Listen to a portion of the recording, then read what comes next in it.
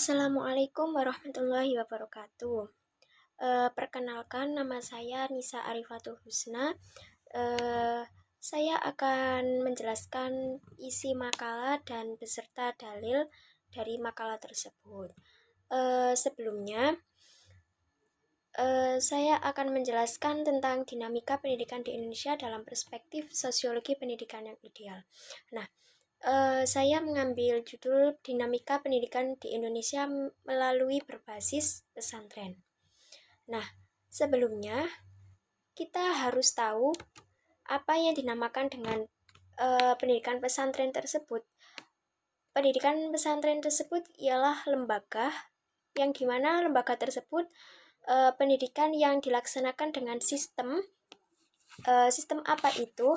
Yaitu sistem pada asrama atau pondok dengan adanya kiai, yang kiai tersebut sebagai tokoh dalam sentralnya dan itu masjid sebagai lembaganya.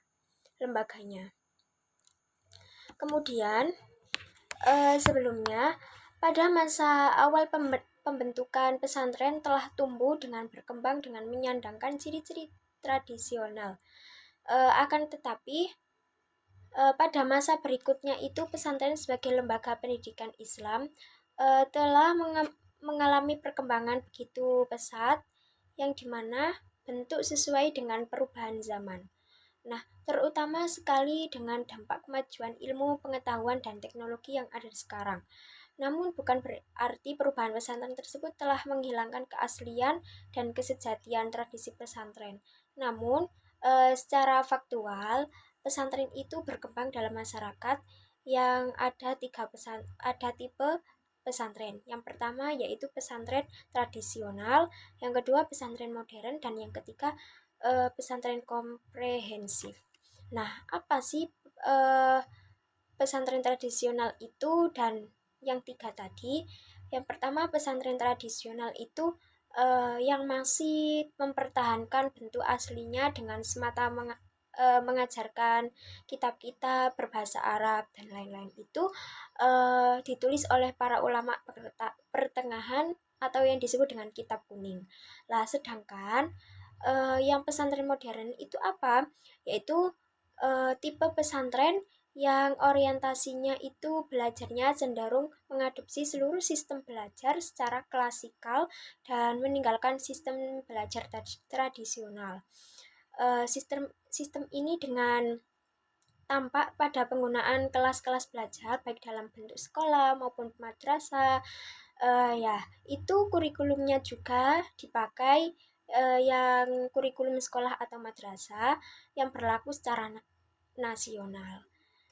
Dan kemudian pesantren komprehensif itu sistem pengajarannya dan pendidikannya itu antara pesantren tradisional dan pesantren modern.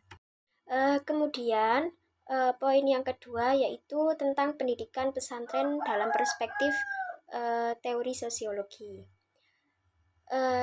Di sini saya mengambil teori dalam sosiologi yaitu teori interaksionisme simboistik, yang dimana di sini itu seperti mencontohkan hubungan seorang guru dengan peserta didik. Maksudnya peserta didik dan guru itu dalam proses pembelajaran, siswa atau peserta didik itu menerima informasi dari guru sebagai yang akan informasi yang dilakukan transformasi pengetahuan. Nah, para ahli perspektif ini mengatakan bahwa individu merupakan hal yang paling penting dalam proses sosiologi. Beranggapan juga bahwa individu adalah objek yang dapat secara langsung ditelaah dan dianalisis melalui interaksinya dengan individu yang lain. Nah, adapun juga dalam perspektif sosiologi ini dikenal dengan nama sosiolog George Herbert Mead. Ya, dan Charles Horton Collie yang memusatkan perhatiannya pada interaksi antara individu dan kelompok. Nah, maka di sini pendidikan pesantren tersebut mengibaratkan dalam perspektif sosiologi itu hubungan seorang guru dan peserta didik. Jadi seperti seorang kiai mentransformasikan ilmu-ilmu kepada santrinya. Seperti itu. Selanjutnya saya akan menjelaskan mengenai poin dalil dan hadis pendidikan pesantren. Di sini terdapat dalil yang berbunyi yaitu A'udzubillahi minasyaitonirrajim. Bismillahirrahmanirrahim. Ud'u ila sabili rabbika bil hikmati wal mau'izatil hasanah. Wajadilhum billati hiya ahsan. Inna rabbaka huwa a'lamu bima dhalla an sabilih wa huwa a'lamu bil muhtadin. Yang artinya, serulah manusia dengan jalan Tuhanmu dengan hikmah dan pelajaran yang baik. Quran Surat An-Nahl ayat 125. Dan terdapat juga dalil yang berbunyi A'udzubillahi minasyaitonirrajim. Bismillahirrahmanirrahim.